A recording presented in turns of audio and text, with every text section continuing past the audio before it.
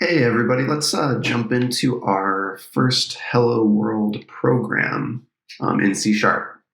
So as you can see here, I'm using Visual Studio. Your development environment might look different, so you might not have this window. You might be using .NET Fiddle online, but the code in it should look relatively the same.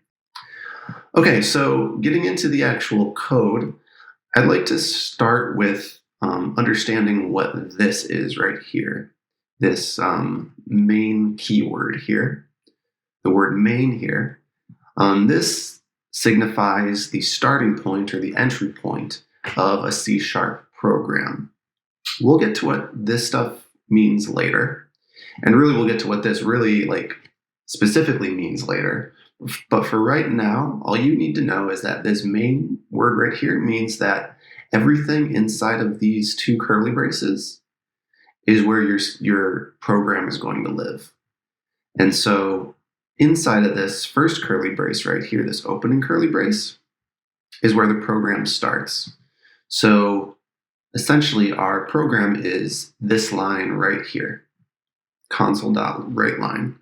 And so what console.writeLine does is it prints out the words hello world to our console window.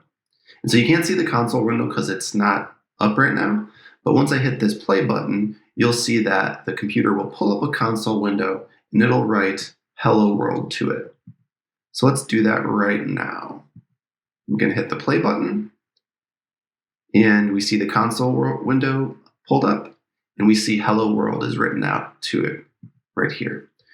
So this is the first sort of default program that you get when you start any type of console C# application. I'm going to close this window right now. So there can only be one entry point into each C# program. And as we talked about a second ago, it starts right here with the opening curly brace here. So what I'd like to do now is I'd like to add more lines to this so we can see exactly how the sequence of how these things get executed. So what I'm going to do to start off is I'm going to do a really advanced developer move here called copy and paste. So I'm going to hit on my Mac Command C here, might be Control C if you're on a Windows machine. And I'm going to hit Command V here to paste it. Very advanced stuff. So what I'm going to do now is we'll do sort of like a countdown to our hello world print statement. So we're going to do 3 ... and then I'm going to copy this again because I'm super lazy and paste it again and change this to 2, do it again, change that to 1, and we're going to see in our console window over here, we should see 3, 2, 1, hello world. I'm going to do another, I'm going to add something else here. I'm going to add what's called a breakpoint here.